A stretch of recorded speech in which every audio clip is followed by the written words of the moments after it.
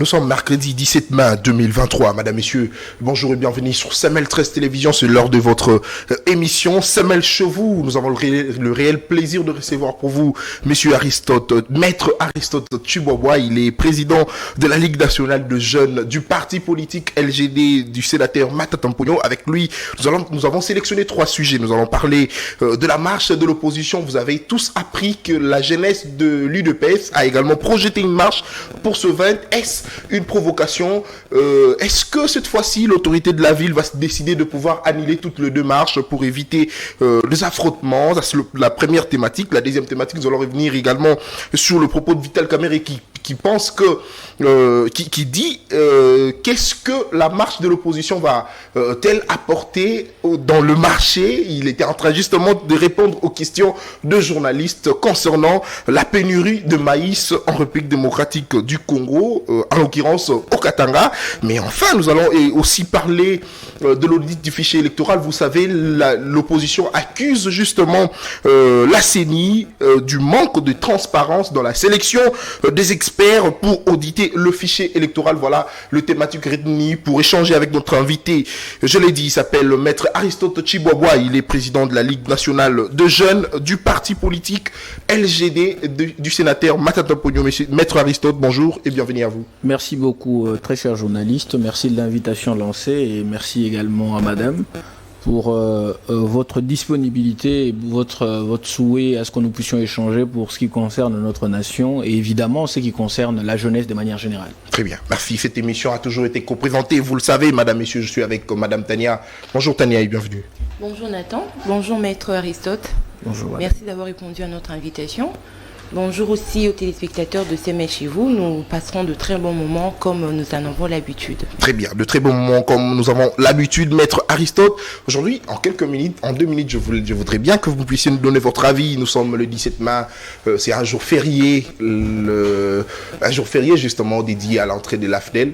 Votre lecture en 2 minutes et puis nous allons entrer dans le vif du sujet. Bon, écoutez, vous savez, dans l'histoire des nations, il arrive parfois qu'il y ait des gens qui sont capables de se lever pour pouvoir changer la trajectoire de choses. Et évidemment, M. Laurent Désiré Kabila s'est levé à un moment donné lorsqu'il a estimé qu'il était important pour lui de prendre une arme de liberté pour pouvoir libérer son peuple de ce qu'il qualifiait autrefois la dictature du président Mobutu. Et évidemment, aujourd'hui, en signe de reconnaissance de sa position autrefois et en signe de reconnaissance de ce combat-là, voilà, nous avons un 17 mai comme celui-ci qui est un jour férié parce qu'il y a quelqu'un qui s'est levé et qui a accepté de manifester son mécontentement de la manière dont le pays était géré autrefois par celui qu'il qualifiait de tyran. Très bien. Merci. On peut justement s'arrêter là et nous entrons dans le vif du sujet. Maître Aristote, vous de l'opposition, vous avez lancé votre marche. C'était prévu normalement le 13. Et au regard des exigences de l'hôtel de ville, vous avez voulu que ça soit cette fois-ci le 20 mai 2023, c'est-à-dire ce samedi, mais à la grande surprise, l'opposition, enfin l'UDPS, la jeunesse de l'UDPS saisit également à son tour l'autorité de la ville pour informer de sa marche qui va se tenir le même jour, avec presque le même itinéraire, mais cette fois-ci, les revendications différentes. Est-ce que vous pensez que c'est une provocation, maître Aristote? D'abord, laissez-moi, cher journaliste, peindre le paysage de notre marche, de l'intitulé de notre marche, et puis de la raison d'être de cette marche. Vous savez sans doute que l'article 26 de la Constitution du 18 février 2006, tel que modifié à ce jour, garantit justement la liberté de manifestation et même cette liberté sur les voies publiques. Et en même temps que l'article 26 en son alinéa 1er garantit les libertés de manifestation, en son alinéa 2, cette disposition constitutionnelle nous donne un sens de l'initiative de la marche comme pour dire qu'elle ne demande pas autorisation de l'autorité, mais par contre, elle nous demande, nous organisateurs de la marche, une information. Très bien. Cela dit, la marche aujourd'hui dans notre pays, toute manifestation sur les voies publiques, répond à un régime juridique, un régime d'information et non un régime d'autorisation. Ça, c'est d'abord pour planter le décor en ce qui concerne cette marche. évidemment, comme nous l'avions dit, puisque ça demande information, nous, au niveau de l'opposition, nous avons informé l'autorité compétente et donc le gouverneur Jean-Tini Ngobila, le gouverneur de la ville-province de Kinshasa, pour que lui, à son tour, puisse acter ou prendre acte de cette marche, puisque nous devons l'informer suivant ce que nous venons de dire tout à l'heure, puisque nous sommes sous un régime d'information.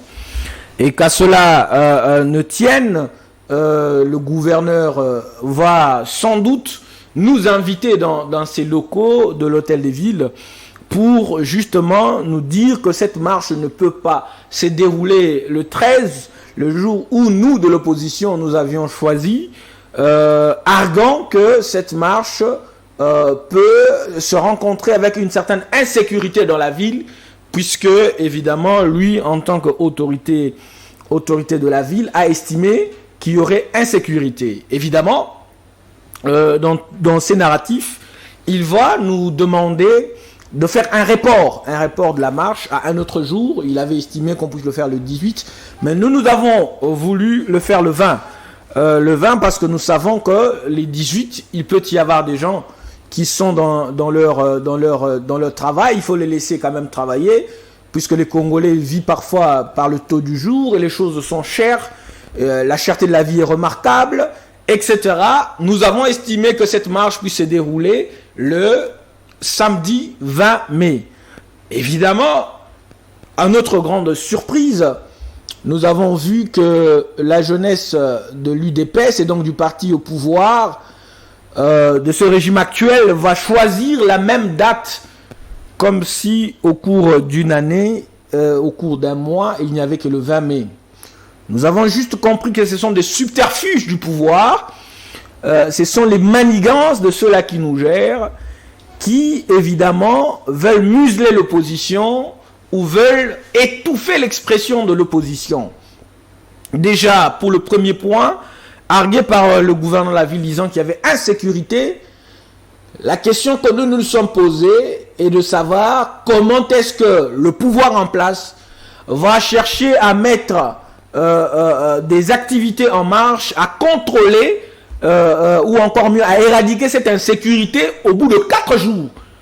Au bout de 4 jours... Alors, mais maître, est-ce que vous pensez que cette décision n'était pas fondée, la décision justement du gouverneur de vous demander de pouvoir manifester le 18? Est-ce que vous pensez qu'il était prudent de pouvoir vous demander de manifester ce jour? L'union sacrée... d'éviter cette fois-ci peut-être de pouvoir vous affronter avec notre parti qui voudrait bien manifester le samedi 20. L'Union sacrée a évidemment fait une activité de manière libre au stade des Martyrs après avoir dépensé près de 15 millions de dollars pour essayer de remplir cet stade-là et avec l'argent des contribuables, mais personne n'a dit mot. Ni le gouverneur de la ville n'a pas trouvé insécurité. Ce n'est pas au moment de la marche de l'opposition, qui est d'ailleurs une marche revendicative, puisque c'est une marche à caractère revendicatif, où nous sommes en train de revendiquer nos droits et de dire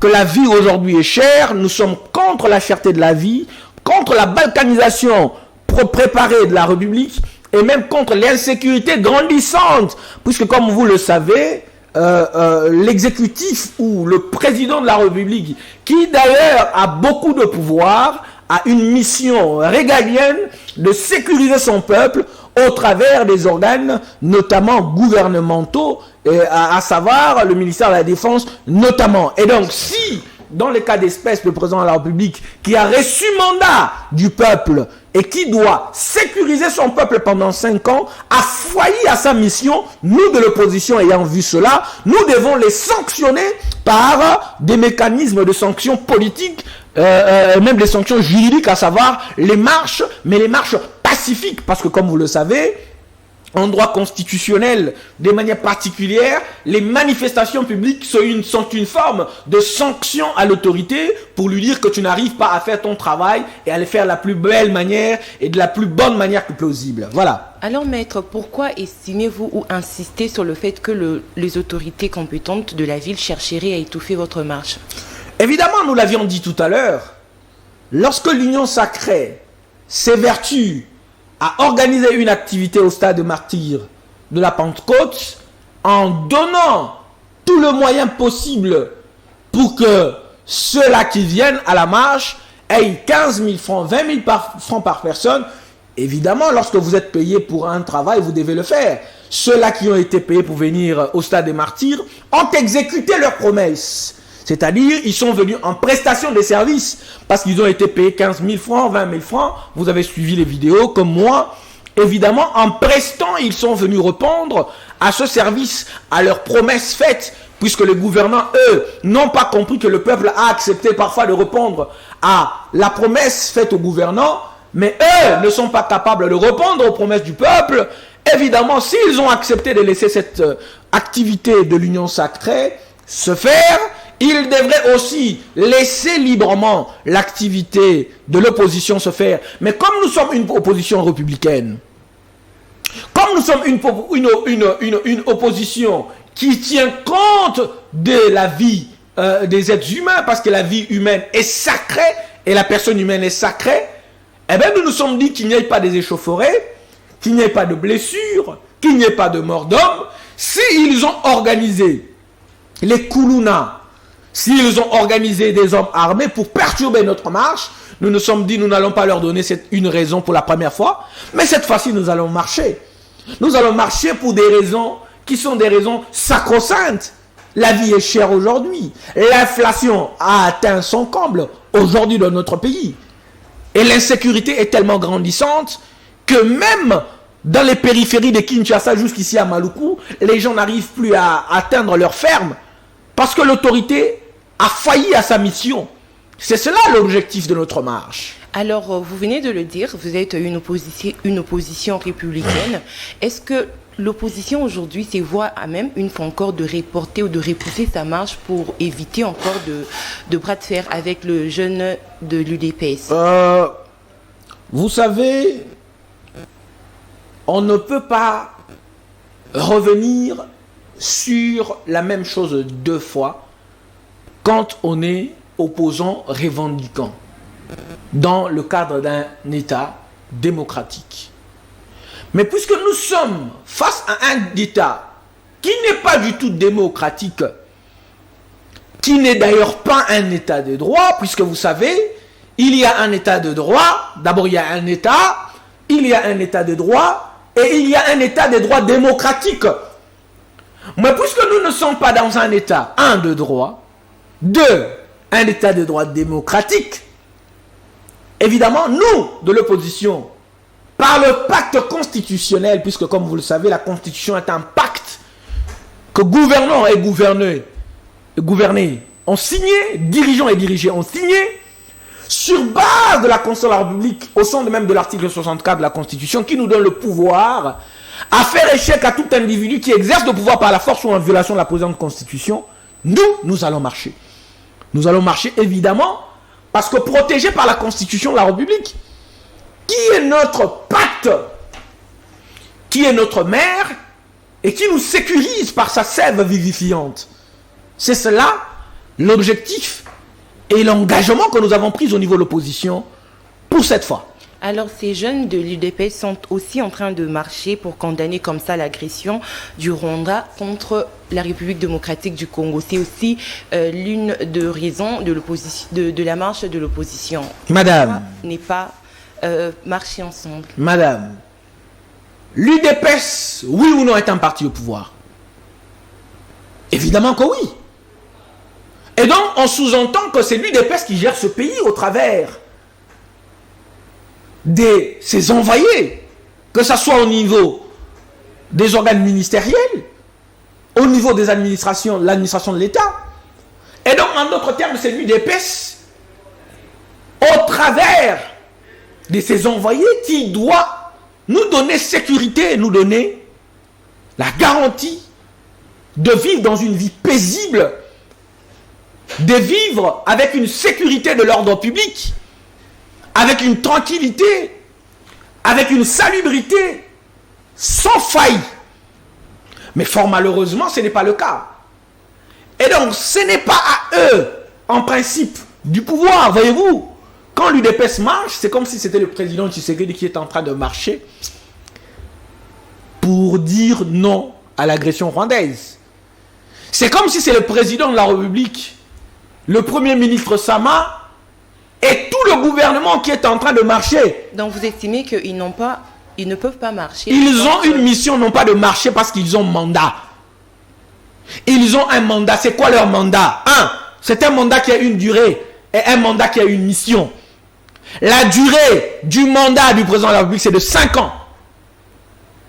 Pourquoi 5 ans? Pour lui donner les possibilités de remplir et d'exécuter certaines missions. Quelles sont ces missions? Assurer la sécurité de son peuple et le bien-être de son peuple. Développer son peuple. Permettre une vie paisible. Que ce peuple mange bien. Qu'il ait des hôpitaux. Qu'il ait des écoles. Que ce peuple ait une assurance vie. Une assurance en termes de sécurité. Une garantie de la sécurité juridique. Qu'il soit protégé. Mais ce sont là les missions. Qui revient au président de la République et par ricochet, qui revient au pouvoir en place. Ce pouvoir qui est né de l'UDPS, et bien ce n'est pas à l'UDPS, pas des mécanismes de renvoi, de marcher contre l'agression rwandaise. Le président non plus n'est pas d'accord contre l'agression de la RDC par l'UDPS. Qu'est-ce qu'un chef doit faire? Un chef ne pleurniche pas. Il a ses engagements. Il cherche de voies et moyens pour établir la sécurité. Jusqu'à quand? Parce que les élections, c'est bientôt où il va partir. Les élections, c'est en décembre. Il va partir, il n'aura plus le temps de le faire. Il peut être voté pour un second mandat. Il peut être voté s'il arrive à exécuter ses promesses. On ne renouvelle la confiance quand une personne qui a pu répondre à ses promesses hier. Vous en connaissez des promesses faites par le président de la République et qui ont été exécutées, auxquelles il a répondu. 1000 promesses faites, aucune promesse résolue jusqu'ici. Et à cela, vous voulez qu'on puisse encore accorder une confiance. C'est comme un homme, madame. Un homme qui est en couple avec une femme, qui veut l'épouser. Et qui, à chaque fois qu'il dit « je suis fidèle », on le trouve dans les ébats. Parfois sexuels. Permettez-moi les termes. C'est comme un père qui, à chaque fois qu'il sort, il dit à sa femme et à ses enfants « je vais vous amener à manger et à boire ». Mais ça fait 365 jours que ce père dit la même chose et il ne le fait pas. Les enfants et la femme vont se fatiguer et ils peuvent prendre une autre décision. Et le peuple est prêt à prendre une autre décision et à sanctionner le président de la République par les biais des votes. Parce que comme vous le savez, les votes est une sanction juridique et donc une sanction constitutionnelle. Et ça va se faire au mois de décembre. Alors comment comptez-vous vous y prendre le samedi 20 mai? Nous allons être dans la rue. Justement pour dénoncer la cherté de la vie. Avec le jeune de l'UDPS. Les jeunes de l'UDPS. J'aimerais ouvrir une parenthèse, madame. Le thermomètre d'un État démocratique, les thermomètres d'un État de droit, c'est la garantie de la liberté. C'est la sécurité des droits et libertés fondamentaux.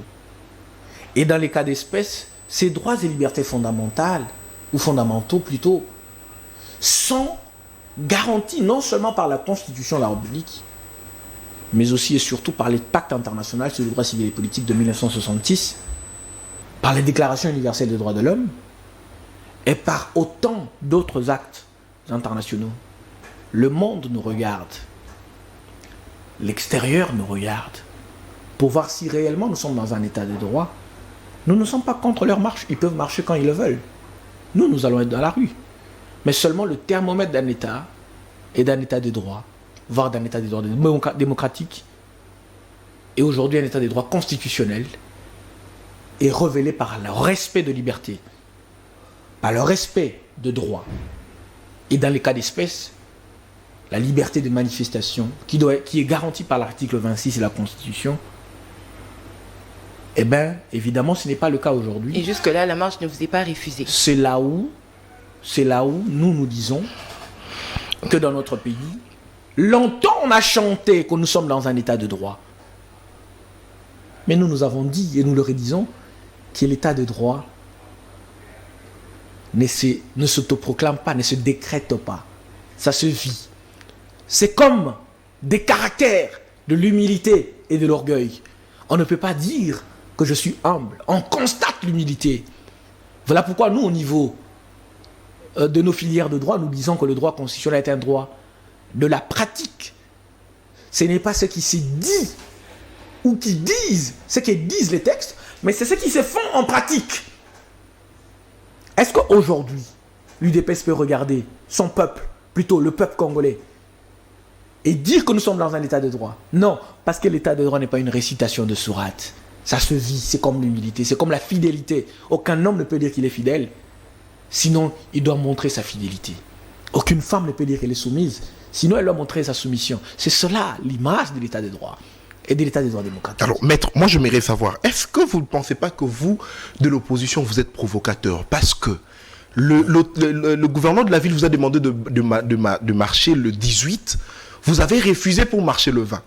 Et c'est là maintenant qu'on coïncide avec la manifestation de l'UDPS. Est-ce que vous n'êtes pas provocateur, vous, de l'opposition? Vous me donnez l'impression d'être dans les années 50, lorsque les Congos étaient sous la colonisation et le dictat des colons. Nous sommes un peuple libre. Un peuple qui doit réfléchir librement. La Constitution garantit la liberté d'opinion, de pensée, d'expression. Au sens de la Constitution, nous n'avons pas, nous, à choisir la date qu'on nous donne le gouverneur de la ville. Non, mais c'est en fonction de ce que l'autorité de la ville doit faire pour sécuriser. Donc vous pensez que la sécurité de ce pays doit choisir de jour, si je comprends bien. On doit avoir une sécurité lundi et pas mardi. C'est ça? Non, c'est tous les jours. Alors si c'est tous les jours, nous avons choisi samedi. C'est aux autorités, n'est-ce pas, politiques, de nous sécuriser.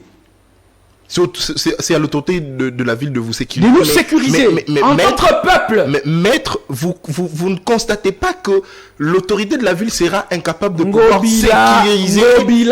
sécuriser toute le démarche. Monsieur le journaliste, Ngobila est une caisse de résonance. Les ordres viennent d'ailleurs. Vous comprenez ce que je suis en train de dire? Non mais honnêtement, maître, est-ce que vous pensez que la ville sera capable de sécuriser toute le démarche qui presque ont le même itinéraire? Vous savez que Kinshasa, c'est la capitale de la République. C'est là où on doit avoir une sécurité extrême. Donc vous êtes en train de me dire que les pouvoirs en place est incapable de sécuriser même la capitale. Si non, je ne dis pas ça. Mais le 2 mars... Mais à vous entendre justement, parler. Vous savez que l'UDPS c'est un parti populaire, c'est un parti de masse, vous le savez. L'opposition également, vous dites que vous avez la population, mais est-ce que vous pensez que l'autorité sera capable de sécuriser toutes les démarches avec le même itinéraire, maître? C'est la question que il ne faut pas faire l'amalgame, monsieur le journaliste. Vous avez dit l'UDPS est un parti populaire. Vous parlez de quel UDPS? Mais l'UDPS de Tiens Tshisekedi. Ah, heureusement. Quand vous avez parlé mais c'est le même UDPS qui continue, continue aujourd'hui avec Félix Tshisekedi. Je suis sûr aujourd'hui que l'UDPS de Tiens Tshisekedi, où nous autres, nous avons vu, cru, nous avions été dans la rue avec Etienne Tshisekedi. Je ne suis pas sûr que là où il est content de voir qu'aujourd'hui, lui qui pouvait quitter l'aéroport jusqu'à chez lui et faire au moins 10 heures, parce qu'il y avait un bain de foule, sans qu'il ait donné un cas. Je ne suis pas sûr que là où Etienne Tshisekedi est aujourd'hui, est content de voir que l'UDPS commence à donner de l'argent pour faire des manifestations. Aujourd'hui, l'UDPS donne de l'argent pour que le peuple vienne. Mais si auparavant, ils n'avaient pas de moyens. L'UDPS qui ne donnait pas d'argent. Que l'UDPS ne puisse pas payer le transport. Heureusement que vous êtes d'accord avec moi en disant. Pour ces militants. Heureusement que vous êtes d'accord avec moi pour dire que l'UDPS commence à donner de l'argent. Non. Non, mais auparavant, il n'avait pas d'argent, c'est normal. Aujourd'hui, il a l'argent. Mais aujourd'hui, l'UDPS est au pouvoir. Pourquoi ne pas remettre quand même, ne serait-ce qu'un petit transport ou quelque chose à payer de l'eau? C'est ce qu'on appelle l'inversion de valeur. L'absence de leadership. Le problème du Congo demeure anthropocentrique. C'est l'homme qui est au centre. Merci. Et aujourd'hui, l'UDPS nous démontre à suffisance que sa popularité d'hier avec Etienne Tshisekedi n'est plus le cas. On a hérité justement du nom, mais on n'a pas hérité de l'idéologie. On n'a pas hérité des valeurs. Merci beaucoup. Il s'appelle Aristote Chiboboa. Il est président de la Ligue national de Gênes, du parti politique LGD, du sénateur Matata Mpogno. C'est lui, d'ailleurs, notre invité d'aujourd'hui. Fin de la première thématique, nous passons à la deuxième. Maître, le vice-premier ministre, ministre de l'économie veut savoir qu'est-ce que votre marche va apporter justement au marché. Est-ce que cette fois-ci, après votre marche, les Congolais vont se retrouver, les Congolais vont bien manger, les prix des denrées alimentaires vont baisser? Vous savez, la Constitution de la République, puisque j'aime la citer, donne à ces peuples que nous sommes des droits. Et les lois du pays, au terme de la hiérarchie des normes pyramidales posées par le maître des Viennes Hans Kelsen, commençant par la Constitution de la République, les lois du pays, les arrêtés et tout ce qui va avec, nous donnent à nous une mission de contrôle. Le peuple a une mission de contrôler les gouvernants, parce que au terme du pacte social que nous avons fait avec le gouvernant, le Léviathan, eh ben, le gouvernant a une mission de répondre à nos besoins. Parce que comme vous le savez, la finalité de la politique, du pouvoir politique, c'est l'amélioration positive des conditions de vie des citoyens. Et si ces conditions de vie des citoyens ne sont pas améliorées, les citoyens ont le droit de manifester contre ceux-là à qui ils ont donné le pouvoir. Cela se fait pendant qu'ils sont encore dans le délai de leur mandat, par les biais des manifestations, de mécontentement, alors des pétitions, et cela peut se faire également à la fin de leur mandat, au moment des élections, par le biais des votes. Je vous ai dit tout à l'heure que les votes est une sanction.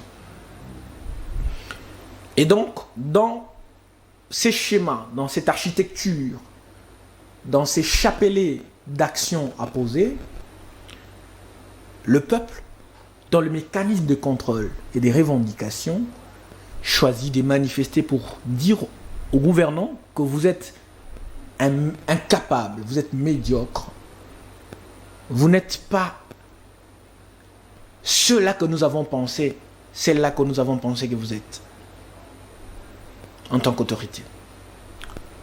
Et donc, le peuple manifeste contre ceux-là à qui il a donné le pouvoir. Donc c'est normal. C'est une normalité sans faille. Très bien. C'est d'une normalité criante.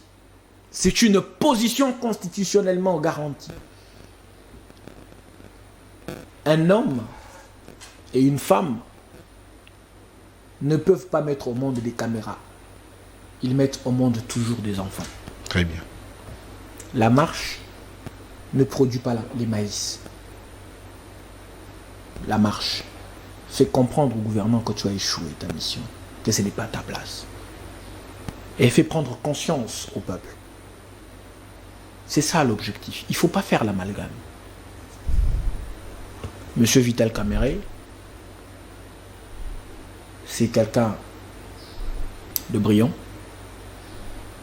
Mais comme vous le savez, on peut être 100 jours en bonne santé et un jour en mauvaise santé. Ça arrive. Nous l'excusons pour ça. Vous l'excusez. Pour ça.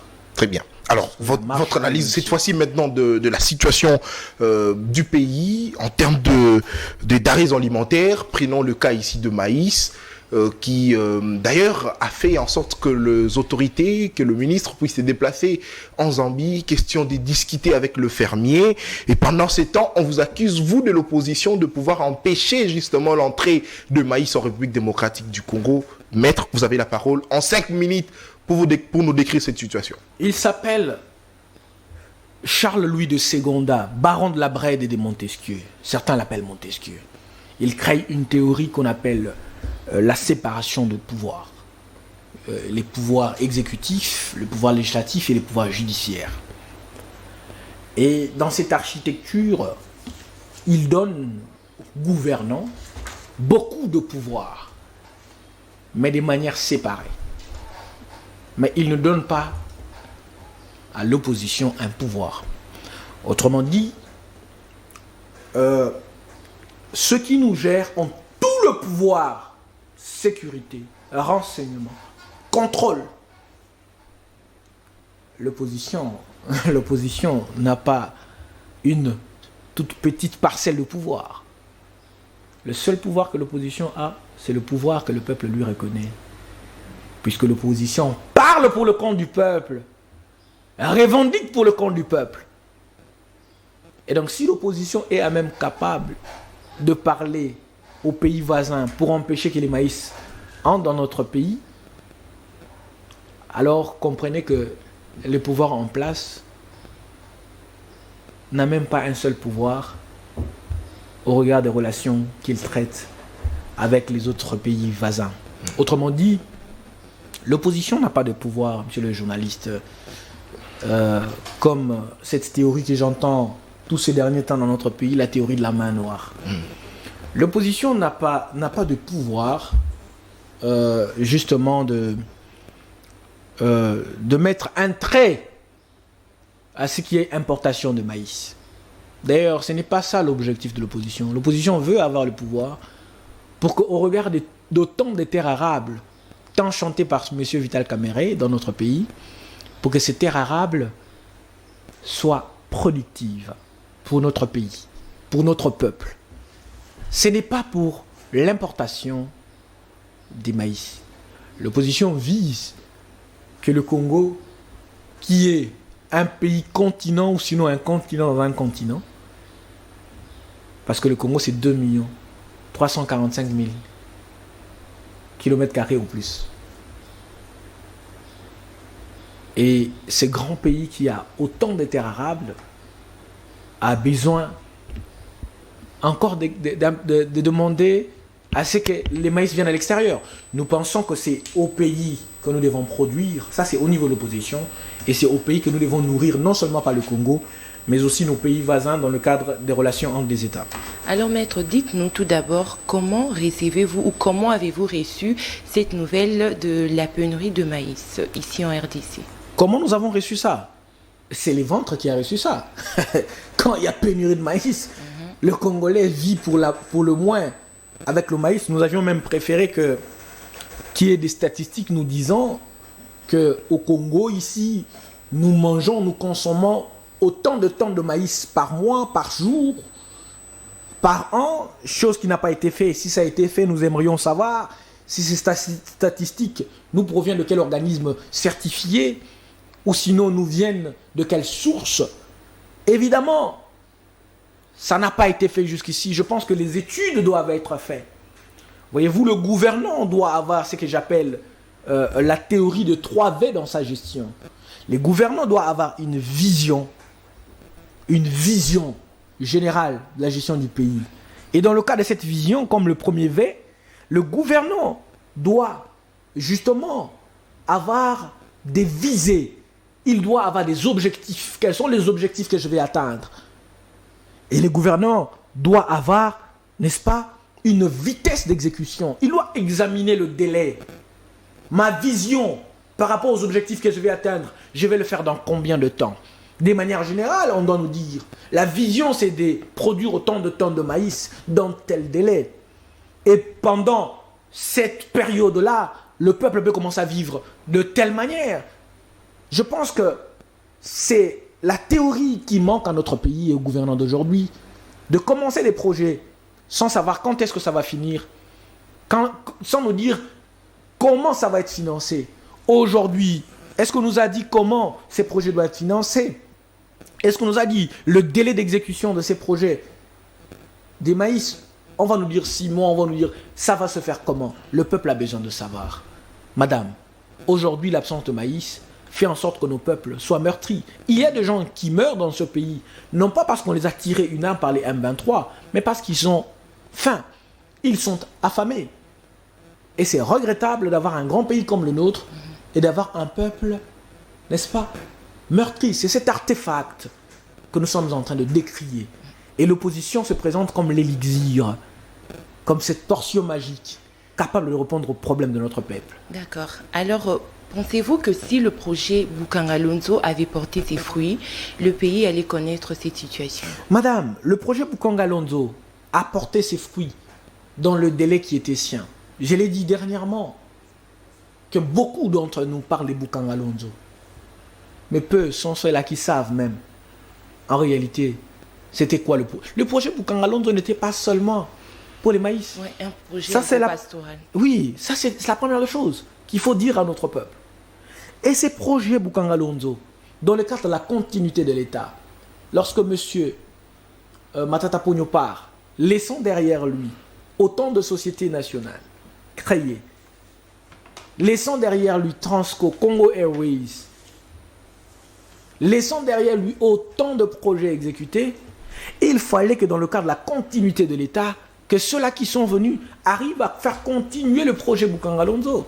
C'est cela la mission de notre pays, qui est d'étouffer un grand projet. J'ai suivi un documentaire dernièrement pour voir qu'il y a des tracteurs, des machines, des sacs, des engrais entreposés encore jusqu'à aujourd'hui au niveau de Boukangalonzo et qui se détruisent. Pourquoi? Parce que le gouvernement actuel a refusé d'entrer dans les mécanismes de continuité de l'État. Et c'est ce qui tue notre pays. Parce que les gens qui viennent dans les ministères, lorsqu'ils arrivent, ils viennent avec leurs projets, ils mettent en rabais tout ce qu'ils ont trouvé comme projet sur la table. Et dans le cadre du climat des affaires, cela pose problème. Par les investisseurs étrangers qui viennent et qui commencent un projet avec un ministre et qui, lorsque ces ministres est changé, ils doivent reprendre le tout à zéro, renégocier. Le problème de la continuité de l'État, c'était parmi les problèmes majeurs de notre pays qui posent problème à faire monter en bon escient ou en bon terme les climats des affaires. Voilà. Alors, dans une intervention, Matata Ponyo qualifie d'humiliation le recours de la RDC à la Zambie et à l'Afrique du Sud. Alors, où est-ce que les autorités congolaises ont péché? Ont-ils manqué de politique de gestion? Naturellement, madame, vous l'avez dit vous-même. Les gouvernants d'aujourd'hui gèrent la République au gré des circonstances et de manière conjoncturelle. La République ne se gère pas par émotion. On ne subit pas des actions. Gouverner, c'est prévoir, dit-on. C'est que le gouvernement actuel a péché par manque de prévoyance dans la gouvernance. Et ça pose problème. Parce que dans la gouvernance de la République, il est des bons la loi que les gouvernants puissent prévoir, prévenir. Quand bien même qu'il ne peut pas tout prévoir, mais évidemment, dans la gestion, il doit devoir avoir des provisions, des prévisions. C'est ce qui manque à notre République. Mais le Premier ministre Matata Ponyo, un homme révélé, inspiré, avait initié ces projets Boukangalonzo, qui a été aujourd'hui mis en rabais et parfois même que les journalistes ou les journaleux pour certains arrivent à se permettre à devenir des tribunaux populaires avec lynchage immédiat.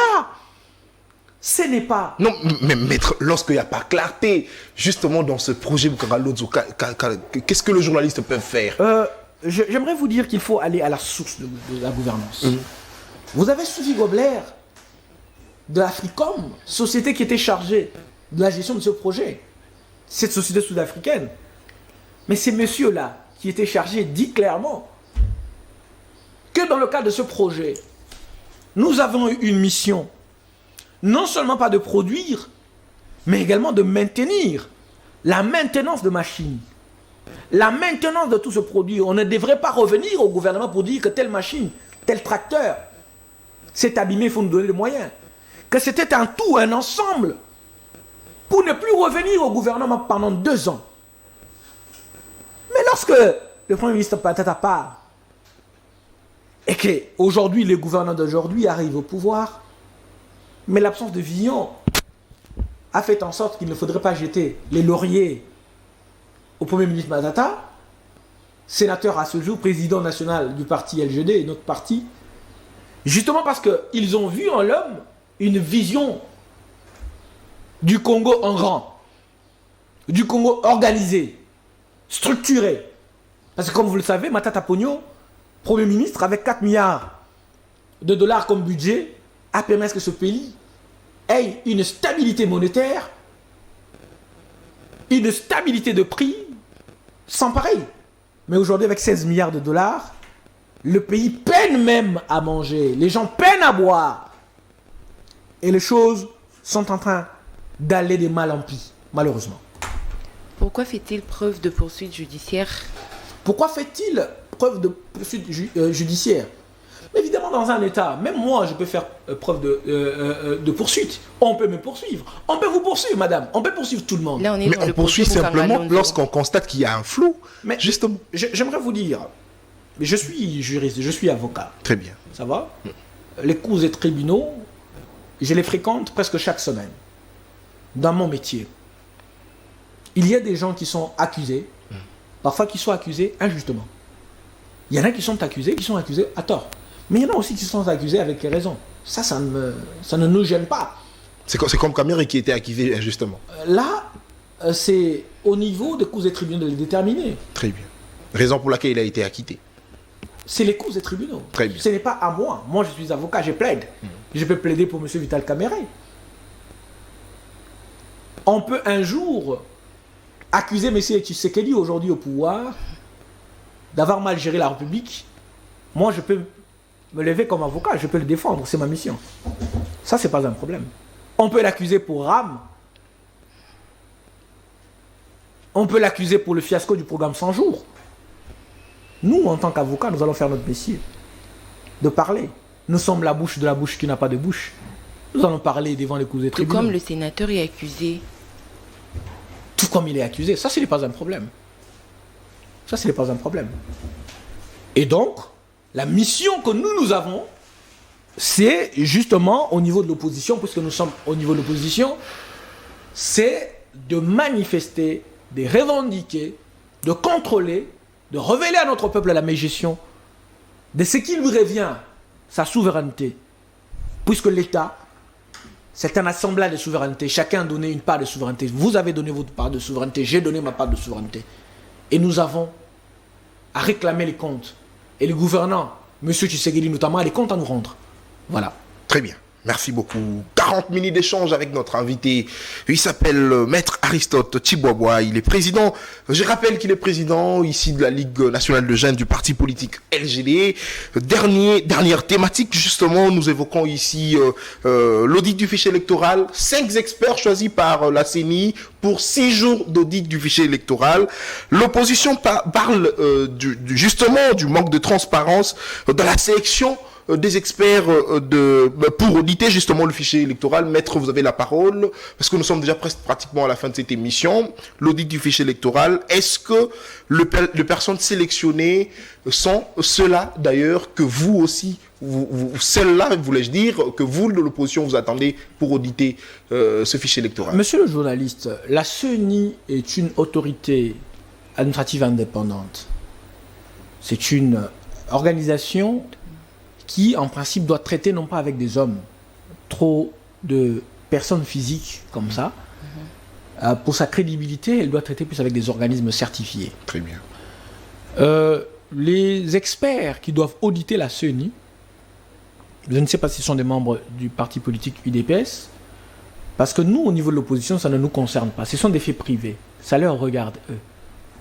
La CENI, lorsqu'elle lance l'appel pour l'audit, elle fait une demande pour qu'elle soit auditée par des organismes. En principe, c'est ce que nous attendions.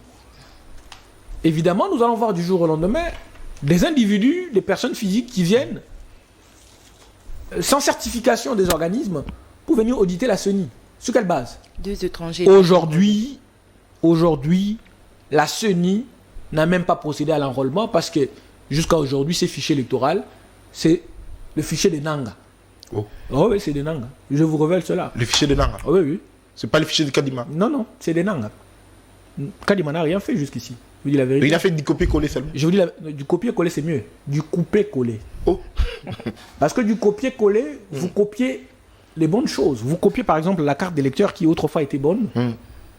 Ça va? Oui. Et vous avez aussi une carte qui est bonne. Du couper-coller, c'est que vous copiez, mais pas de la bonne manière. Vous coupez certaines choses que vous n'arrivez pas à faire. Voilà pourquoi la carte d'électeur que nous avons aujourd'hui est semblable à un tout faux de carte. Après quelques mois, vous allez remarquer que votre photo va disparaître. Votre photo va disparaître après quelques temps. Donc ce n'est pas du copier-coller que Kadima est en train de faire avec la CENI. Il n'a pas copié du tout Nanga. Il a fait du coupé-collé. Alors, maître, vous avez d'ailleurs dit ici que la CENI devrait normalement travailler avec les organisations internationales. L'OIF a déjà rejeté cette offre. Voilà. Est-ce que vous pensez qu'au regard du temps qui nous reste, il faudrait encore chercher et voir quelle organisation qui serait ouverte à pouvoir discuter avec la CENI, échanger et puis accepter de venir auditer le fichier électoral pour, en lieu et place de pouvoir travailler avec ces personnes qui se montrent justement ouvertes? Pour l'inclusivité et les besoins de transparence, il faudrait que cette CENI-là, évidemment, dans sa monture, soit révisitée. Lorsque vous avez une CENI à la tête avec Kadima, il faut même ajouter Kadima Mukwantombolo. Oh, comment ça? Oui, vous avez Kadima Mukwantombolo. Lui n'est pas. Vous avez. C'est Félix Tshisekedi. Vous avez. Pourquoi ce lien, maître? Vous avez Kadima Mukwantombolo à la CENI. Il s'appelle Denis Kadima Kazadi. Vous avez Kadima Kazadi Mukwantombolo. Oh. Vous avez Badi Banakamouleta Mukwantombolo à la Cour constitutionnelle. Donc vous comprenez que c'est une république des Mukwantombolo signifie quoi? Mukwantombolo, c'est comme pour dire c'est lui de Ntombolo. Ntombolo, c'est une sorte de village. Très bien. Dans les Kabe à Kamonga. C'est comme. Est-ce que Denis Kadima est de ce village? C'est comme qui dirait Mouteke. Ok. Hein? Mouteke Mouyombe. Mukwantombolo. Ok. Alors, lorsque vous Denis Kadima est de ce village? Je suis en train de faire des révélations. C'est le président également de la Cour constitutionnelle est de ce village? C'est une république moukwantombolisée. Oh. Nous sommes dans une république moukwantombolisée. Mais vous également, apparemment, au regard de votre nom, vous êtes Chibobois, vous êtes également de Mukwantombolo? Je suis de la République et je n'aime pas la ghettoisation. Oh. Je n'aime pas la ghettoisation. Je n'aime pas les choix par permanence des appartenances. Je suis contre cela. Raison pour laquelle vous vous opposez à Tshisekedi? Je ne m'oppose pas à Tshisekedi parce qu'il est Mukwantombolo. Non, non. Je suis contre une mégestion de l'État et une gestion de l'État de manière conjoncturelle. J'ai choisi d'être au parti LGD parce que j'ai trouvé qu'il y a un leadership qui est incarné, une rigueur et une intégrité dans la façon de faire du président Matata Ponyo que nous voulons à la tête de ce pays. Voilà, je suis contre toute ghettoisation. Alors, vous disiez que nous sommes dans une république de Mukwantombolo, vous avez évoqué ici le président de la CENI. Une république Mukwantombolisée, oui. Une république Mukwantombolisée, vous voulez insinuer quoi? Aujourd'hui, la république est gérée par permanence des appartenances. Vous comprenez? Le choix aujourd'hui des gouvernants s'est fait soit par permanence des appartenances, soit par la partitocratie. C'est-à-dire que vous devez appartenir à une tribu ou encore mieux à un parti politique pour avoir un pouvoir. Malheureusement, lorsque vous n'êtes pas dans le cadre de la partitocratie ou de la permanence des appartenances, vos capacités ne vont pas entrer dans le moule de la méritocratie. C'est malheureux pour notre République. La République que nous voulons être une République de méritocratie, une République bâtie sur des valeurs d'intégrité, des rigueurs, des transparences et des reconnaissances de méritocratie. Voilà, malheureusement. Alors, votre position aujourd'hui au regard de ces 5 personnes sélectionnées, choisies par la CENI, est-ce que vous êtes d'avis? Que pensez-vous? Ça ne nous concerne Est-ce que la CENI doit revoir ou changer de personne? Ça ne nous concerne pas. Avant d'abord que la CENI ne change de personne, Kadima et son équipe doivent d'abord être changés. Nous commençons d'abord par là. Mais là, c'est bloqué justement le processus électoral. On ne bloque pas le processus électoral. Quand on veut, on peut.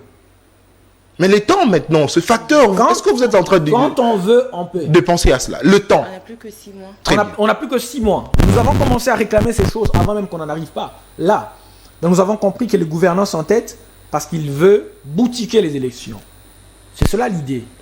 C'est cela la cartographie. C'est comme ça que les paysages de la tricherie est en train d'être peints. Malheureusement. Le peuple demeure vigilant. Très vigilant même. Et le peuple n'est pas dupe. le pouvoir veut boutiquer les élections, le peuple demeure très vigilant. Pourquoi ne pas accepter Kadima, mais vous ajoutez des stratégies qui peuvent vous permettre à ce que vous puissiez empêcher ce pouvoir qui veut boutiquer ces élections? Et vous pensez qu'on n'a pas de stratégie? Mais lorsque vous demandez encore qu'on puisse mettre des côtés Kadima, nous sommes stratèges. À Kinshasa, tu le Moutoba Tamel Gomaele. Moutoba Tamil Nael Gomaele. Alors, Bondi m'a déni Kadima comme ça, token d'élection. Moutoba Tamil.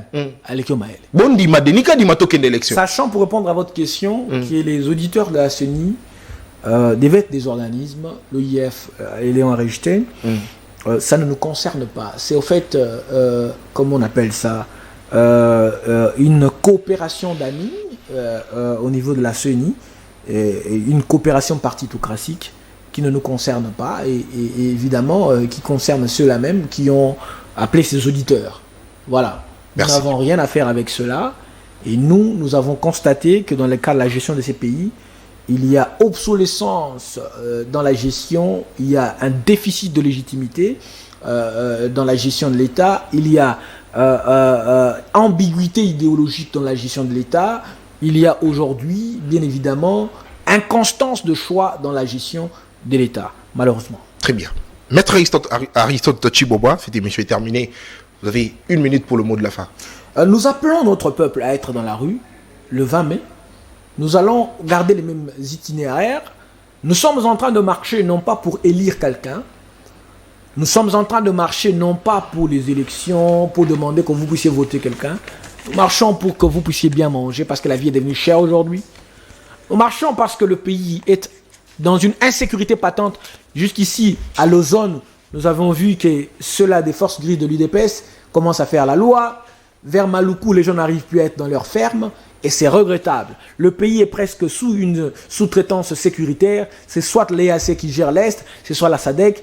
Et aujourd'hui, les FARDC est laissé pour compte alors que la République doit être gérée par son armée et par sa police. C'est regrettable, c'est malheureux dans une république comme le nôtre, et la nôtre est dans un pays où nous avons tout, mais nous n'avons pas tout. C'est regrettable, il faudrait que le peuple soit dans la rue pour réclamer ses droits et pour dire au gouvernement que tu as échoué. Merci. Maître Aristote Chiboboa, vous êtes président national de la Ligue de jeunes du parti politique LGD. Merci à vous d'avoir répondu à notre invitation et merci d'avoir répondu à toutes nos questions. C'est moi qui vous remercie pour votre invitation. Merci. À Madame Tania, merci également pour la co-présentation. Merci Nathan, merci Maître Aristote d'être venu. À vous qui nous avez suivis de partout à travers la République démocratique du Congo, merci de la confiance renouvelée à CML13 Télévision. Après nous, c'est la libre opinion.